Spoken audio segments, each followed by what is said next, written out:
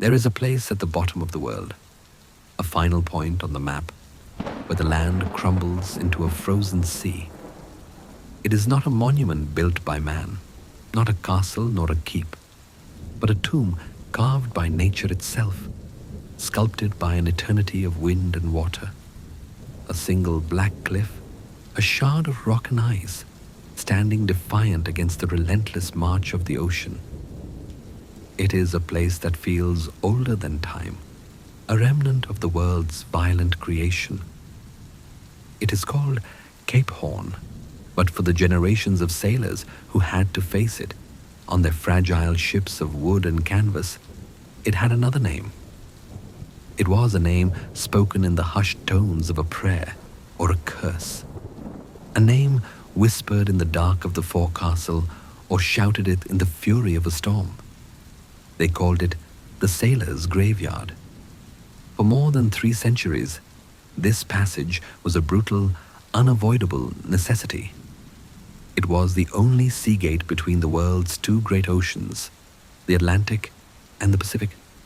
But this gate was guarded by a monster of waves as high as cathedral spires, born in the vast, empty expanse of the Southern Ocean. A monster of winds that never slept, winds capable of shredding the toughest sails like silk, of snapping a solid pine mast in two. A monster of a cold so profound, so utterly penetrating, that it could freeze a ship's rigging solid in minutes, turning the vessel into a ghost of itself, a floating coffin of ice. The statistics are as cold and stark as the place itself. More than 800 ships are believed to rest forever in its depths. 10,000 souls, at least, found their final resting place in its black waters. Ships that had sailed from Liverpool, from Amsterdam, from Boston, laden with dreams of fortune or carrying hopeful migrants in search of a new life, all found a silent frozen end at the bottom of the world. And so, the question that echoes through the centuries is, why? Why did they do it? Why did generations of men and women willingly, knowingly sail into the very jaws of this monster? What treasure, what glory, what desperate necessity could possibly justify such an ordeal? A trial so absolute it became the ultimate measure of a sailor. Tonight, we will seek the answer to that question. We will not simply tell the story of Cape Horn. We will embark on a long, slow voyage through time. With the wind as our guide and the creak of timber as our soundtrack, we will attempt to understand what it truly meant to round the horn. So, find a comfortable position. Let the world outside fade away. Let the rhythm of my voice be the gentle rocking of a ship at anchor, for our journey tonight begins not in the fury of the storm, but long before it, in a world desperate for a path to paradise. Our story begins in the early 16th century, a time when Europe was awakening from a long slumber. A new spirit was in the air, a spirit of curiosity, of ambition, of boundless possibility. On the desks of scholars, new maps were being drawn, maps that dared to depict a world that was round. In the minds of merchants and kings, new fortunes were being imagined. These fortunes had a scent, a taste. They were the scent of spices. Imagine a world without refrigeration, where food was bland and preservation was a constant struggle. In this world, spices were not just a luxury. They were a form of magic. A sprinkle of black pepper, a pinch of clove, a dusting of nutmeg could transform a simple meal and, more importantly, mask the taste of decay. Spices were used in medicine, in perfume, in religious rites. They were a symbol of wealth and power, and they were worth more, ounce for ounce, than gold. But this magic came from a world away, a mythical place known as the Spice Islands, the Moluccas, hidden somewhere in the maze of archipelagos we now know as Indonesia. For centuries, the spice trade had been controlled by Venetian and Arab merchants who brought the precious cargo overland through deserts and treacherous territories, making it astronomically expensive. The new seafaring nations of the Atlantic, Portugal and Spain, were determined to break this monopoly. They believed that if the world was round, they could bypass the old routes by simply sailing in the other direction. The Portuguese went south, around Africa. The Spanish, with an Italian named Christopher Columbus, decided to sail west.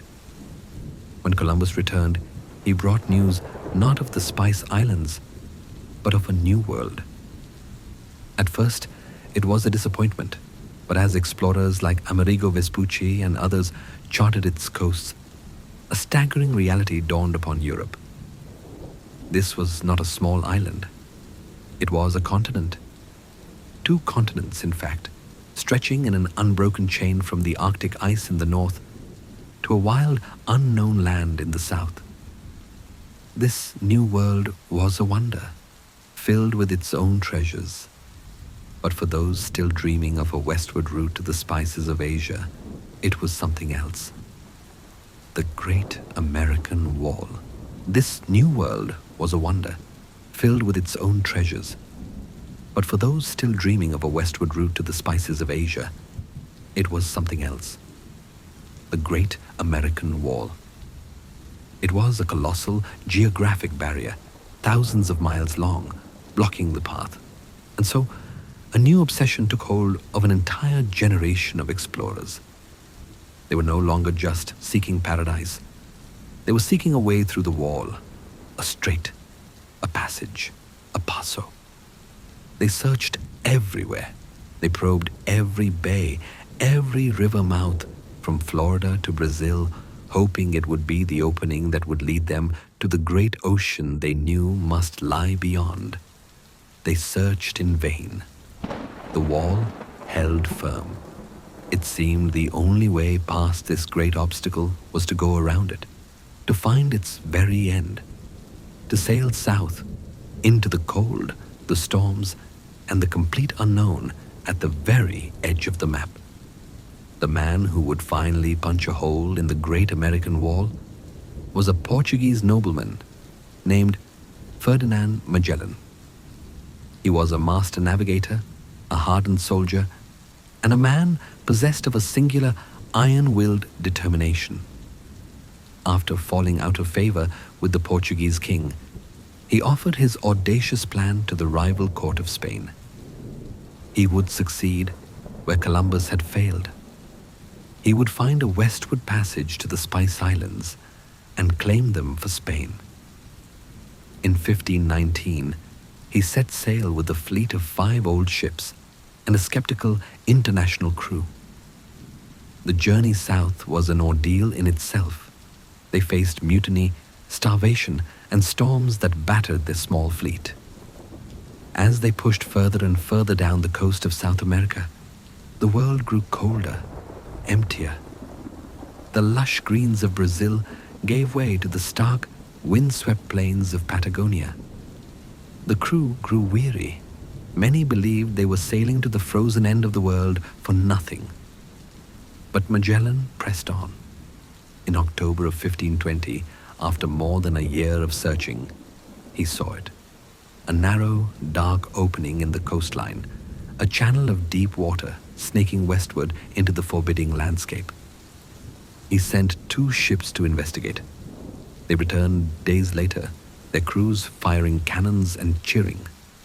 The channel, they reported, was not a dead end. It seemed to go on. This was the passage. They entered what would become known as the Strait of Magellan. But this was no simple channel. It was a 373-mile maze of unmarked fjords, dead ends, and islands. The landscape was hauntingly beautiful and terrifyingly desolate, with snow-capped mountains plunging directly into the dark, frigid water. Worst of all were the elements. The narrow passages funneled the wind into sudden, violent gusts that threatened to drive the ships onto the rocky shores. The currents were powerful and treacherous, pulling the vessels in unpredictable directions. For 38 grueling days, Magellan and his remaining ships fought their way through the labyrinth. It was a constant battle of seamanship, of reading the wind and water, of navigating through a world that seemed actively hostile to their presence. Then one day, the ordeal was over. They rounded a final point of land and saw before them an ocean so vast, so immeasurably huge and calm, that it seemed like a gift from heaven.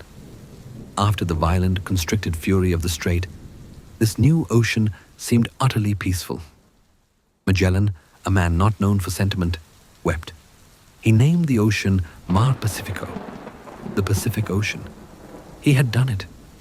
He had breached the wall. But the discovery, as monumental as it was, came with a heavy price. The Strait of Magellan was a nightmare to navigate. It was too narrow, too dangerous, and could take over a month to pass. It was a door, yes, but a treacherous and unreliable one. For nearly 100 years, it remained the only known route, a necessary evil for any ship wanting to round South America. The sailors who survived its passage told stories of its horrors, and the merchants who financed them knew it was a place where fortunes and lives were easily lost. The world had a passage, but it secretly yearned for a better one, a true, open water route. The search was not over. It had merely entered a new phase. Almost a century passes. The world has changed. The Spanish and Portuguese dominance on the seas is being challenged by a new maritime power, the Dutch Republic. These industrious and pragmatic people are building a global trade empire, and their primary instrument is the powerful Dutch East India Company, the VOC. The VOC is more than a company. It is a state within a state. It has its own ships, its own soldiers, and a government-granted monopoly on all Dutch trade with the East Indies. To protect this monopoly, the VOC controls the routes. Any Dutch ship wishing to sail to the Pacific must use the Strait of Magellan and pay the company for the privilege. But where there is a monopoly, there is always someone looking for a way around it. Enter two Dutchmen, Willem Schouten, an experienced navigator, and Jacob Lemaire, the son of a wealthy merchant who had a falling out with the VOC. Together, they devised a plan. They studied the old maps and journals, and they began to question a long-held assumption. Most geographers believed that the land on the south side of the Strait of Magellan, Tierra del Fuego, was the northern tip of a vast, undiscovered southern continent, the Terra Australis Incognita.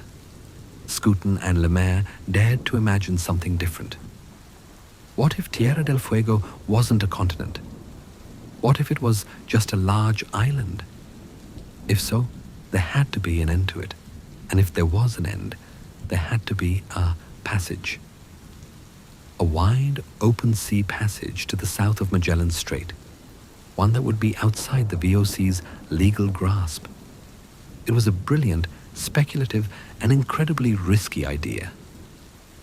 Financed by Lemaire's father and other independent merchants, they set sail in 1615 with 2 ships, a mission shrouded in secrecy.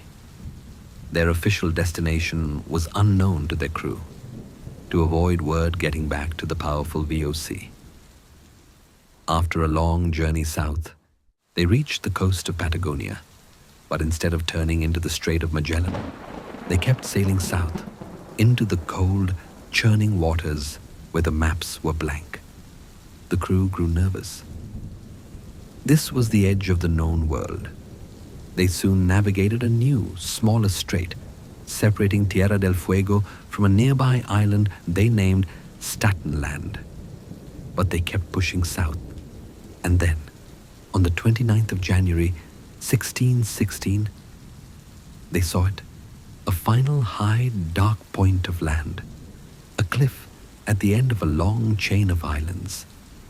With their hearts in their throats, they steered their remaining ship, the Eendracht, towards it. They sailed past the cliff, watching it, holding their breath. They watched as the coastline, which had stubbornly followed them south for so long, began to recede. They watched as it curved away to the north.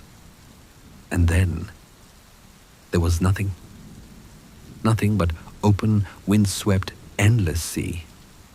They had found it, the open meeting of the Atlantic and the Pacific. Overcome with joy, they held a small ceremony. They fired their cannons in celebration, and each man was given 3 cups of wine.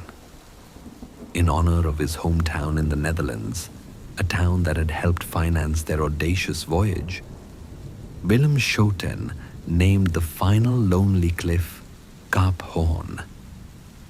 Cape Horn had officially been born. They had found the gate they were looking for. They had outsmarted their rivals and opened a new path to the riches of the Pacific. What they did not know, what they could not have possibly imagined, was the true nature of the place they had just put on the map. They had not just found a passage. They had found the arena for the greatest and most brutal challenge in the entire history of sail. Here is the next part of the script. For a century and a half after its discovery, the passage around Cape Horn remained a route used only by the desperate or the daring. But as global trade expanded in the 18th and 19th centuries, it became a highway. A brutal, unforgiving highway, but a necessary one. To truly understand the human drama that unfolded here, the stories of terror, of endurance, of tragedy, we must first understand the stage on which it was set. We must understand the enemy. And the enemy was not a nation or a pirate, but the place itself. We must dissect this monster and look at its anatomy piece by piece. First, we must look at the land, or what is left of it. The Andes, the great mountain range that forms the spine of South America, is one of the longest in the world. It runs for thousands of miles, a formidable wall of rock and ice. But as it reaches the continent's southern tip, this great spine does not simply end. It begins to fray, to fracture, to sink into the ocean. The mountains become a drowned range, their peaks piercing the surface of the water as a chaotic chain of islands, islets, and hidden underwater reefs. This is the archipelago of Tierra del Fuego. Cape Horn itself is the last tooth in this great, submerged stone jaw. This geology is crucial because it forms a bottleneck. The gap between the southernmost tip of South America and the northernmost peninsula of Antarctica is called the Drake Passage. It is a mere 800 kilometers or 500 miles wide. On a planetary scale, where oceans stretch for thousands of miles, this is an incredibly narrow funnel. And through this funnel flows the most powerful and relentless ocean current on Earth, the Antarctic Circumpolar Current. Think of it not as a current, but as an endless river. It is the only river of water that flows completely around the globe, unhindered by any continent. It has been circling Antarctica for millennia, a continuous clockwise loop of unimaginably vast power. It carries more than 100 times the volume of all the world's rivers combined. This immense, cold, and ceaseless flow of water, having built momentum across the entire Pacific, is suddenly squeezed into the narrow, shallowing funnel of the Drake Passage. This compression has 2 terrifying effects. First, it accelerates the water, creating surface currents that are chaotic, strong, and utterly unpredictable. But far worse is what it does to the waves. The waves of Cape Horn are legendary. They are born not hundreds, but thousands of miles away, in the deep, open waters of the southern Pacific. For their entire journey, they travel across an ocean of immense depth, gathering size and energy unimpeded. This distance is called the fetch, and the longer the fetch, the more powerful the wave. The waves arriving at Cape Horn have one of the longest fetches on the planet. When this immense energy reaches the shallowing seafloor of the Drake Passage, it has nowhere to go but up. The waves are forced to rise, growing dramatically in height, becoming steeper and closer together. Waves of 15 meters or 50 feet are common, a regular feature of the landscape. But waves of 30 meters, nearly 100 feet, have been witnessed by sailors who survived to tell the tale. These are not the rolling swells of other oceans. They are moving mountains of water with deep, dangerous troughs between them. A ship could be lifted to the sky on the crest of one wave, only to be plunged into a dark valley moments later, the wind stolen from its sails before the next colossal wall of water would rise up before it. This is the first part of the monster, the unyielding rock of the land and the unstoppable power of the sea. The second part of the monster is the air itself. The wind. The latitudes that contain the Drake Passage are known to sailors by other names, the Furious 50s and the Screaming 60s. Much like the ocean current, the wind at this band of latitude circles the globe almost entirely over water. There are no continents, no large land masses to act as a barrier, to slow it down, to break its momentum. And so, the wind never stops.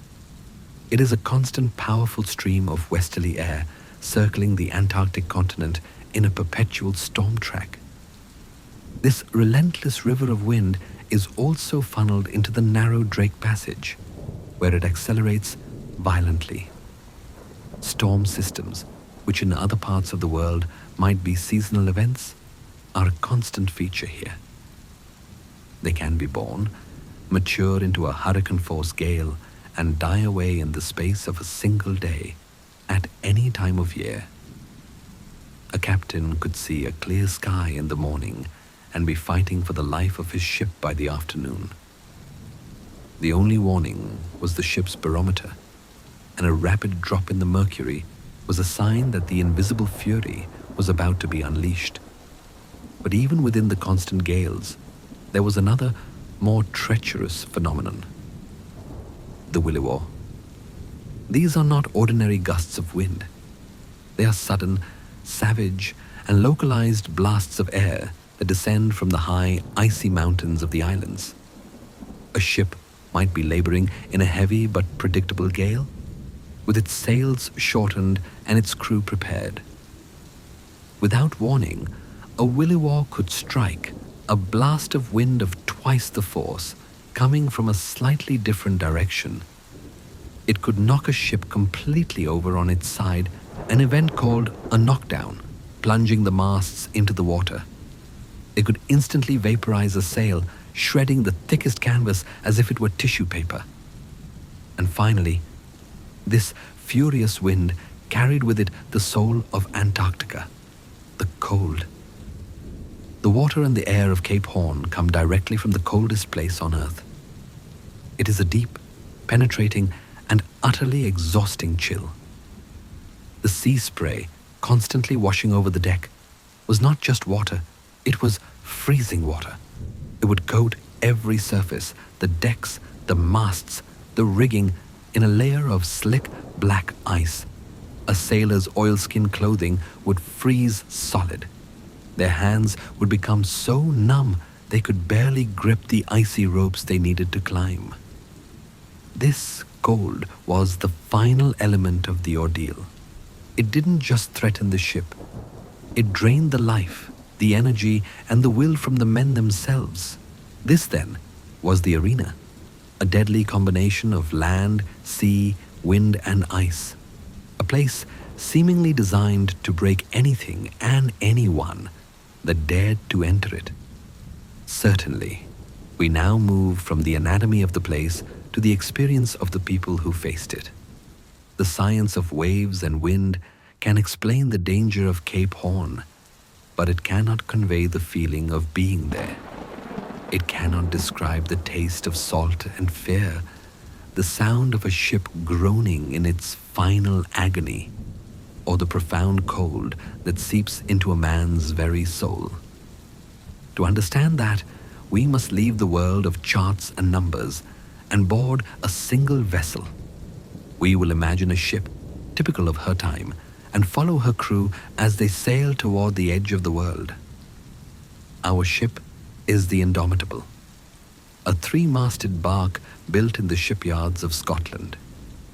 She is not a legendary clipper built for pure speed, nor a warship built for battle. She is a workhorse of the sea, made of iron and tough timber, designed to carry heavy cargo over long distances. In this year of 1885, her hold is filled with Welsh coal, bound for the copper nitrate ports of Chile. Her crew is a mix of seasoned veterans who have seen the Horn before, and young men for whom it is only a terrifying legend. For the first 2 months of the voyage, the Indomitable knows nothing but the gentle rhythms of the Atlantic. The crew sheds their heavy woolens as they sail south. The sun is warm, the skies are clear. They work under the trade winds, their skin turning brown, their mood easy and light. They cross the equator with the time-honored ceremonies, chasing flying fish and watching pods of dolphins play in the ship's bow wave. The sea is a deep, benevolent blue, and the nights are filled with the familiar stars of the northern sky, which slowly sink below the horizon behind them. But every sailor on board knows this is a temporary peace. It is a prelude. The real voyage has not yet begun. The change begins subtly after they pass the wide, muddy mouth of the Rio de la Plata off the coast of Argentina. The first sign is the air. One morning, the crew awakens to a new sensation, a sharp, clean chill that cuts through the humidity. The sun, which had been a warm companion, now feels distant, its light whiter, weaker. The sea itself changes color, shifting from the soft blues of the tropics to a harder, more serious slate gray. Then comes the messenger. It appears as if from nowhere, a solitary bird gliding effortlessly in the ship's wake. It is an albatross, a creature of the deep south. Its wingspan is immense, and it holds itself in the air not by flapping, but by a masterful reading of the wind, tilting and soaring for hours without a single beat of its wings. It is a silent, knowing companion. The old sailors on board nod when they see it. They have seen its kind before. They know it as a sign that they are leaving the familiar world behind and entering a different, wilder kingdom. The kingdom of the storm. A new mood settles over the Indomitable. The easy camaraderie of the tropics is replaced by a quiet, focused sense of purpose. The captain, a man who has rounded the Horn 3 times already, gives the order to prepare the ship. The work begins at once. The crew goes below to haul out the storm sails. These are smaller, thicker sails, made of the heaviest canvas and reinforced at the corners. They are brought on deck and made ready. On deck, the men work for days, checking every chain and rope. The lashings on the lifeboats are doubled. The spare wooden spars are secured with extra chains, lest they be ripped from their moorings by a wave and turned into battering rams. The hens and the ship's pig, kept in pens on the main deck, are moved to a more sheltered position. Lifelines, thick ropes running the length of the deck, are rigged from the mainmast to the stern. In the storms to come, no man will be allowed to walk the deck without clipping the harness of his safety belt to these lines. A fall overboard here is not a rescue mission. It is a funeral. The men themselves prepare. They retrieve their foul weather gear, thick canvas jackets and trousers waterproofed with linseed oil, known as oilskins. They check them for any tears or holes, knowing that staying dry is not a matter of comfort, but of survival. The mood is not one of fear, but of grim professional readiness. Every man knows his duty. They are a small community of 30 souls, about to be cut off from the rest of humanity, entirely reliant on their ship, their captain, and each other. The days grow shorter, the nights longer and colder. The ship sails on deeper into the grey emptiness. The albatross continues its silent, lonely vigil. The men are ready. The ship is ready. They are sailing towards the edge of the world, and the first whispers of the invisible fury that awaits them are now beginning to stir the cold, grey water.